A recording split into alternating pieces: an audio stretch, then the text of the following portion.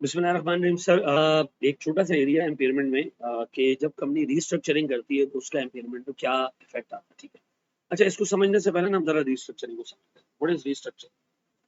देखिए, रीस्ट्रक्चरिंग है क्या? रीस्ट्रक्चरिंग ये है कि अपने बिजनेस करने का, काम करने का स्टाइल चेंज करना। ठीक है, चेंज करना क्यों?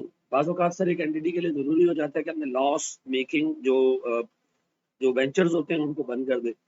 ठीक है, या मिसाल के तौर पर रीलोकेट करना, एक शहर से दूसरे शहर में हम अपने वेंचर्स को ले जाएं उठा के।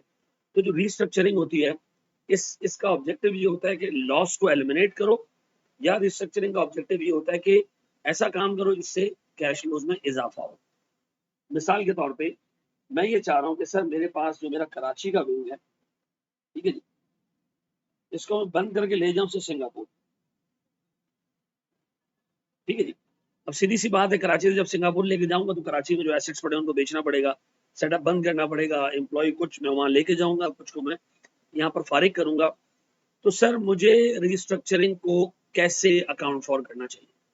देखिए, मैं एक छोटी सी एग्जांपल दूं कि पहली फेब को या से पहले नवंबर को, 1 नवंबर 2018 को हमारे बोर्ड ऑफ डायरेक्टर्स ने एक डिसीजन लिया कि हमें हमारा कराची ऑफिस बंद करके मूव कर जाना चाहिए सिंगापुर ऑफिस। ठीक है जी, अच्छा जी, फिर सर हमने 25 नवंबर को 2018 को हमारे सीएफओ और लीगल काउंसिल ने बोर्ड के इस डिसीजन के बाद एक फॉर्मल प्लान बनाया। फॉर्मल प्लान ये बनाया कि भाई हमें किस तरीके से इस विंग को बंद करना है। ठीक है जी, विंग को बंद कैसे करना है, भाई किस किस पॉइंट पर हमने एसेट बेचना है, अवाम को कैसे कम्युनिकेट करना है, सर हमने जो है वो लीगल फॉर्मेलिटीज कैसे पूरी करनी है, सर हमने कैश को कैसे मूव करना है, ये सारे की सारी चीजें, each and everything is documented in a formal plan. ठीक है जी, सर हमने 18 दिसंबर को जो अफेक्टेड पार्टीज हैं उनको कम्युनिकेट कर दिया। अफेक्टेड पार्टीज कौन होती है? जो हमारे एम्प्लॉइज हैं, भाई हम बंद कर रहे हैं, अल्लाह के वास्ते आप अपनी नौकरियां ढूंढ लें और ये रिडंडेंसी कॉस्ट पकड़े और भागे यहाँ से। सर जिस दिन ये तीसरी कंडीशन पूरी होती है ना, स्टैंडर्ड ये कहता है कि आप प्रोविजन बना लें। ठीक है जी, प्रोविजन बना लें किस चीज का? एक ही चीज का, और ये अवॉइडेबल अनअवॉइडेबल कॉस्ट है, एक ही चीज, वो कौन सी है? Redundancy cost. जब आप रिडंडेंसी कॉस्ट का प्रोविजन बनाओगे, यानी आपने जो एम्प्लॉयज को फारिग करना है उनको कुछ पैसे देके फारिग करना है। ठीक है जी, जो आपकी स्टैट्यूटरी ड्यूटीज आएंगी उसका आपने प्रोविजन बनाना है। ठीक है जी, मैं दूसरा भी लिख देता हूँ सर, जो हमारी स्टैट्यूटरी पेमेंट्स हैं ऑन क्लोजर्स, ठीक है, उसका हमने प्रोविजन बनाना है। ठीक है, अब देखें, हमने जो कम्युनिकेट किया लोगों को 18 दिसंबर को, लेकिन प्रैक्टिकली हम जो है वो रिस्ट्रक्चरिंग शुरू करेंगे से 10 फेब से, लेकिन मैं प्रोविजन 18 दिसंबर को बना लूंगा। ठीक है जी, प्रोविजन 18 दिसंबर को बना लूंगा। क्यों? क्योंकि जब कंपनी डिसीजन ले ले, फॉर्मल प्लान बना ले और अपने एम्प्लॉयज को कम्युनिकेट कर दे, तो स्टैंडर्ड कहता है अब आप कमिटेड हो गए किसके ऊपर? रिस्ट्रक्चरिंग के ऊपर। तो जिस दिन हमारी कमिटमेंट मतलब पक्की हो जाए, तो स्टैंडर्ड कहता है कि भाई आप उसके ऊपर प्रोविजन बना सकते हैं अनअवॉइडेबल कॉस्ट का। और जनरल रिडंडेंसी कॉस्ट होती है, स्टैट्यूटरी पेमेंट होती है। अब सुनिएगा दोस्तों, सर जब हम रिस्ट्रक्चरिंग करेंगे तो इससे क्या होगा? इससे होगा ये कि सर हमारे कैश फ्लोज में इजाफा हो जाएगा। कैश फ्लोज में इजाफा होने का मतलब, सर हम सिंगापुर चले जाएंगे, हमारे कैश फ्लोज बढ़ जाएंगे। देखिए, याद रखिएगा, इस डेट से पहले अगर मैं कराची ऑफिस की वैल्यू न्यूज निकालूंगा तो मैं रिडंडेंसी, सॉरी, मैं जो है वो रिस्ट्रक्चरिंग का इम्पैक्ट नहीं लूंगा। ठीक है जी, 18 दिसंबर के बाद अगर मैं इस पर्टिकुलर विंग का वैल्यू न्यूज निकालूंगा, यानी रिकवरेबल अमाउंट निकालूंगा, तो सर मुझे रिडंडेंसी के बाद के कैश फ्लोज लेने। देखिए, अगर मैं मिसाल के तौर पर कराची ऑफिस में काम कर रहा हूँ और मेरा एनुअल इनफ्लो $100 है, ठीक है जी, तो 18 दिसंबर तक, अच्छा, मेरा इरादा है कि मैं उसको उठा के ले जाऊं सिंगापुर, वहां ये $150 हो जाए। तो सर अगर मैं 18 दिसंबर से पहले वैल्यू न्यूज निकाल रहा हूँ और रिकवरेबल अमाउंट निकाल रहा हूँ, तो मैं $100 पे निकालूंगा। जिस दिन मैं रिडंडेंसी का प्रोविजन बना दिया, तो सर मेरी कमिटमेंट इंश्योर हो जाएगी। सर जब मेरी कमिटमेंट इंश्योर हो जाएगी, रिडंडेंसी का प्रोविजन बन जाएगा, रिडंडेंसी को अकाउंट फॉर करने की स्टैंडर्ड इजाजत दे देगा, तो मैं कैश फ्लोज को फिर $150 पे ले जाऊंगा, फिर मैं $100 में नहीं रखूंगा। ठीक है जी, यानी मैं वैल्यू न्यूज के लिए $150 वाले cash flows, done, clear. Future restructuring को हम अकाउंट फॉर करेंगे नहीं। एक दफा रिस्ट्रक्चरिंग का प्रोविजन बन गया, फिर आप उसका इम्पैक्ट कैश फ्लोज के अंदर ले सकते हो, वैल्यू न्यूज निकाल देंगे। सर जो मैं बात कर रहा हूँ उसको कैसे मटेरियलाइज करेंगे, कैसे उसको जो है वो सवाल में देखेंगे, आए जरा एक सवाल देखते हैं।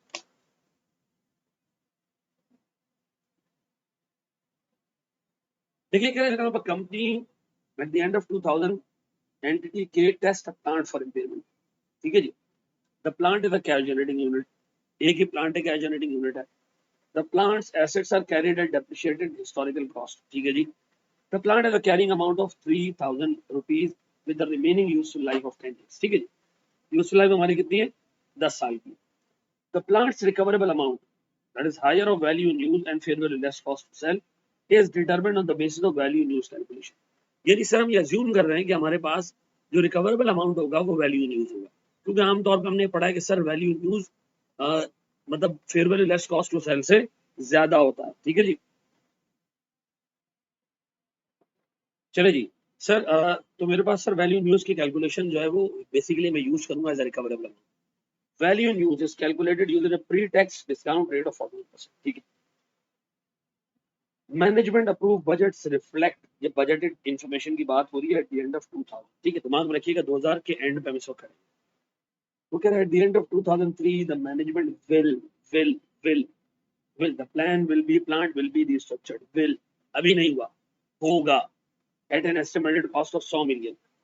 Since K is not yet committed to restructuring, a provision has not been recognized for future restructuring cost। इधर रुक जाओ यार, इधर रुक जाओ। इसका मतलब है मैं ये 2000 के एंड पे मौजूद हूँ, मेरा इरादा है कि 2003 के एंड में जाके मैं रिस्ट्रक्चरिंग करूंगा, अभी नहीं हुई है ना, मैं कमिटेड हूँ, तो सर मैं इसका इम्पैक्ट वैल्यू उसके कैलकुलेशन में नहीं लूंगा। अच्छा अगर मैं नीचे आऊँ ना थोड़ा सा, तो मेरे पास दो सेट्स ऑफ कैश फ्लोज आ रहे हैं। एक मेरे पास कैश फ्लो आ रही है 2001 से, यानी अगले साल से स्टार्ट होगा। वो कह रहा है भैया these cash flows do not include restructuring outflows and inflows as a result. इसका मतलब है सर ये मेरे पास वो कैश फ्लोज हैं जो इनकॉर्पोरेट नहीं करते हैं रिस्ट्रक्चरिंग के इम्पैक्ट को। कैश फ्लोज 2 को देखें, ये 2003 से आ रहा है। सर आप देखिए इसके अंदर ये कैश फ्लोज एक तो बढ़े हुए इंक्रीज कैश फ्लो, क्यों, ये पोस्ट रिस्ट्रक्चरिंग कैश फ्लोज है। क्या मैं आज वैल्यू न्यूज की कैलकुलेशन के लिए यूज कर लूं? नहीं सर नहीं। क्या मैं ये यूज कर सकता हूँ आज वैल्यू न्यूज की कैलकुलेशन के लिए? Yes sir. आए जरा सर इससे वैल्यू न्यूज निकाल दें। फिर हमारे पास ईयर, फिर हमारे पास है सर कैश फ्लोज, और फिर हमारे पास है इनकी present value at the rate 14%, ऐसा।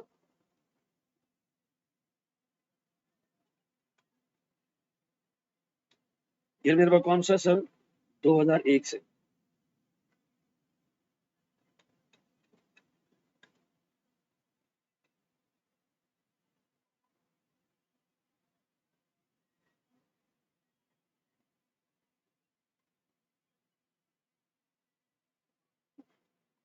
कितने साल लाइव है सर एसिड की यूजफुल?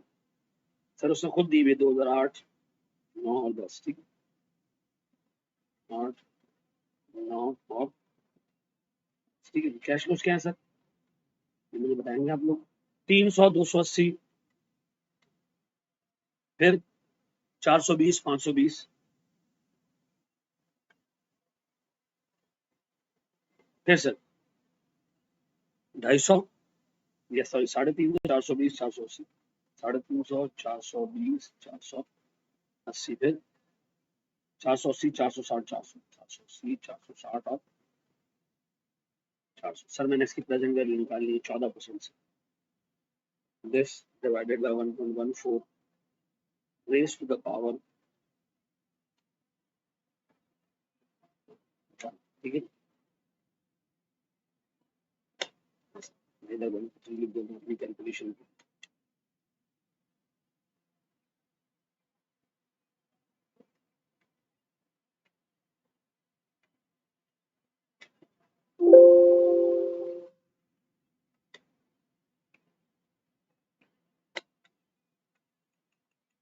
सर मैंने इसकी प्रेजेंट वैल्यू निकाली, ये प्रेजेंट वैल्यू मेरे पास निकली सर कोई 2053, ये है मेरे पास technically value in use at year 2000 के, ठीक है जी। अब बताए मेरे पास कैरिंग अमाउंट कितना, 3000 सवाल में दिया वैसे 3000 का कैरिंग अमाउंट, ठीक है जी, ये रहा मेरे पास है, ठीक है जी। अब बताएं सर मेरे पास कैरिंग अमाउंट 3000 वैल्यू न्यूज आ गया मेरे पास कितने का सर, 2053 का, तो सीधा सीधा मुझे इमीडिएटली क्या करना चाहिए, 947 का क्या बुक कर देना चाहिए सर, इम्पेयरमेंट। तो मैंने अपने पास एंट्री पास की होगी इम्पेयरमेंट लॉस डेबिट कितने से, 947 से, ठीक है जी। और पीपी क्रेडिट कितने से भैया, 947, डन। अब बुक हो गई इम्पेयरमेंट भी, अब इम्पेयरमेंट बुक हो गई, क्या लाइफ कम हुई इसकी, क्या लाइफ चेंज हुई, नहीं सर लाइफ होती है। तो मुझे एक बात बताएं सर, अगर मैं आपसे पूछूं कि मेरे पास डेप्रिसिएशन आगे कितना होगा, ठीक है जी, मेरे पास ईयर डेप्रिसिएशन, प्रीवियस डेप्रिसिएशन, ठीक है, ये क्या होता है सर प्रीवियस डेप्रिसिएशन, बता सर मुझे बताएं, ईयर 2001 का डेप्रिसिएशन मैंने बुक करना और ईयर 2002 का डेप्रिसिएशन मैंने बुक करना, कितना सर, अगर मेरे पास अभी एसेट की वैल्यू देखो तो 2053 है, डिवाइड बाय 10, 205 रुपए का। अगर ये इम्पेयरमेंट नहीं हुई होती तो मेरे पास 3000 रुपए के हिसाब से एसेट का डेप्रिसिएशन 300 होता। तो क्या इम्पेयरमेंट बुक करने से आपका डेप्रिसिएशन रिड्यूस हुआ है, रिड्यूस्ड डेप्रिसिएशन, ऐसा, हाँ सर मेरा बिल्कुल डेप्रिसिएशन रिड्यूस हुआ, 2 सालों में मैंने 189 रुपीज समथिंग का डेप्रिसिएशन कम बुक किया ओवर द, डन। अब मैं आपसे पूछ रहा हूँ मेरे प्यारे बच्चों, वो आगे क्या कह रहा है, वो आगे कह रहा है एट द एंड ऑफ 2002 के कमिटेड टू रिस्ट्रक्चरिंग, कंडीशंस पूरी हो गई रिस्ट्रक्चरिंग की, the cost are still estimated to be 100 रुपए, इसलिए हमने भाई 100 रुपए का प्रोविजन बना लिया, ठीक है जी, और रिकॉग्नाइज कर लिया। अब बताओ आपने प्रोविजन बनाया तो टेक्निकली आपने रिस्ट्रक्चरिंग का लॉस बुक कर लिया, अब बताओ उसके बेनिफिट्स भी तो हम बुक करेंगे ना। The plants estimated cash flows reflected in the most recent management budget and the current discount rate is same as in 2000, जो पुराना रेट था वही है, उसका रेट चेंज नहीं हुआ, रेट चेंज होता मैं नए रेट से निकालता। अब बताएं ये मेरे पास नए कैश फ्लोज, लेकिन नए कैश फ्लोज 2002 के बाद आए। अब बताएं सर मैं दोबारा वैल्यू न्यूज निकालूं, अज्यूमिंग के हालात अच्छे हो गए, बताओ मैं दोबारा वैल्यू न्यूज निकालूं, इस वैल्यू न्यूज में मेरे पास ये 2 कैश फ्लोज नहीं रहेंगे, ये 2 साल गुजर चुके हैं, ठीक है।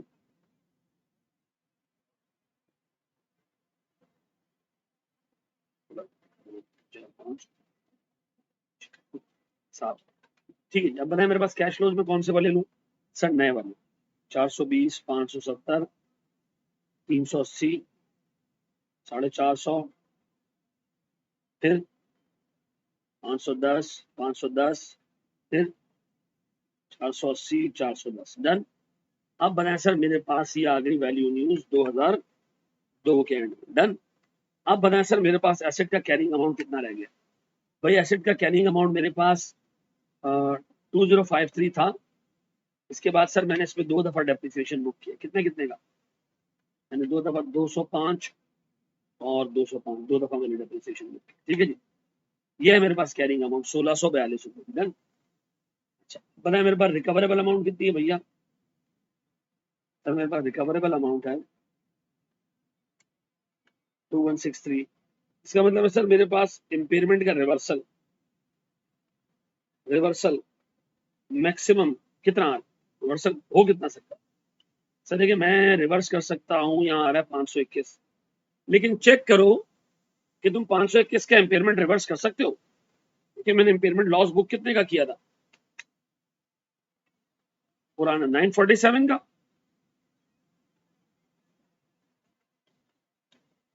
और मैंने sir over the period reduce depreciation का जो बेनिफिट लिया था वो कितने का था,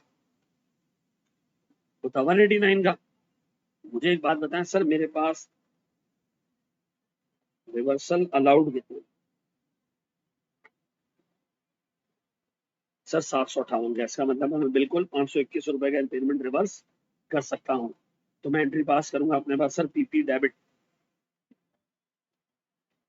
कितने से जी, 521 से, और रिवर्सल ऑफ इम्पेयरमेंट क्रेडिट कितने से, तो ये मेरे पास जा रहा है पीएनएल में, ठीक है, ये मेरे पास कितने से आएगा सर, 521, डन।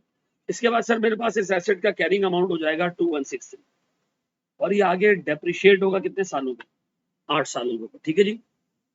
सर ये क्लियर हो गया आपको, थैंक यू वेरी मच, जज़ाकल्लाहु खैरन।